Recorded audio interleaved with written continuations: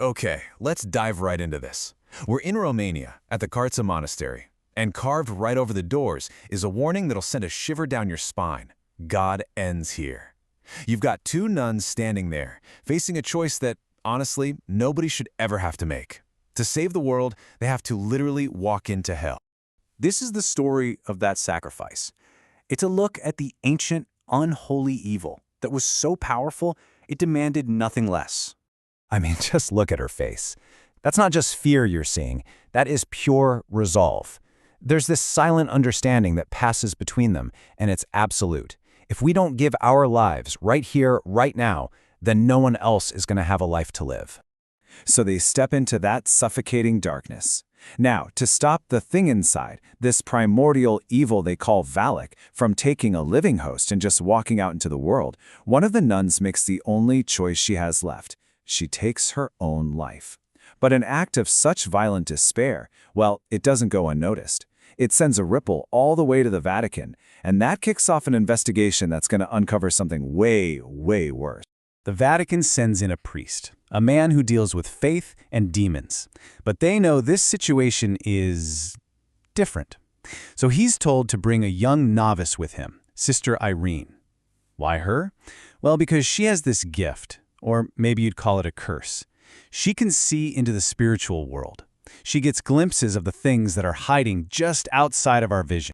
The second they step over that threshold, you can just feel the air change. It gets heavy, it gets cold. And the silence in this place, it isn't empty, you know? It's watching. They are not in God's house anymore. This is unholy ground. At first, it's just whispers in the dark. Phantom monks drifting down the hallways, objects moving on their own. The demon is just playing with them, really. And then, bam, it strikes.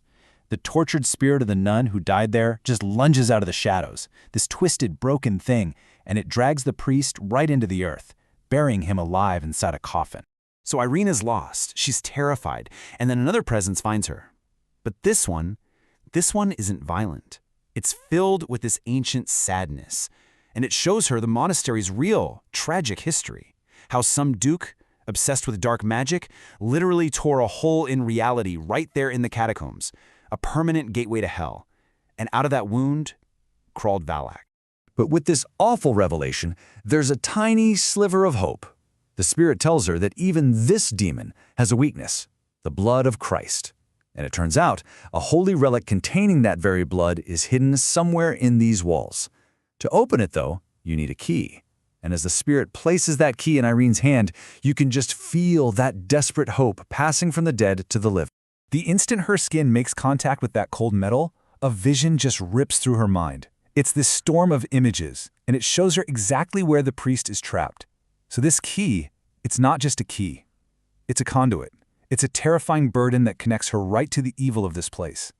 But also, it's the only way out. Okay, so the priest is free, and now they're on the move. They're guided by the key and Irene's visions, and they head down into the catacombs and find the relic. But just as they reach for it, the games are over. Valak comes out of the shadows in its true monstrous form. The final battle for their souls is starting right now. And you know what? It's not even a fight. The demon's power is just absolute. In one horrifying, violent moment, the priest is thrown aside, his life just snuffed out. The key clatters to the floor, and Irene is left completely, terrifyingly alone with an ancient evil from the deepest pit of hell. Valak closes the distance. Its shadowy hand wraps around Irene's throat, lifting her off her feet like she weighs nothing at all. Her breath catches. Her vision starts to go dark. This is it. There's no escape. All hope is completely gone. But Valak made one single mistake.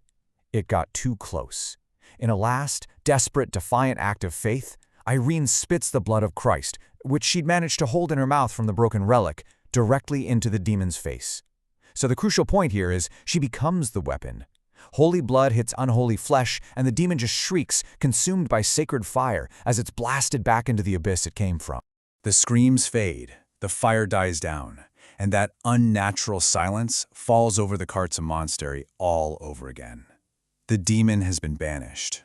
But looking down that long, dark, empty corridor, You have to ask yourself, when you're dealing with a literal gateway to hell, can you ever really destroy what crawls through it? Or does it just wait, patiently, in the shadows, for the next person to open the door?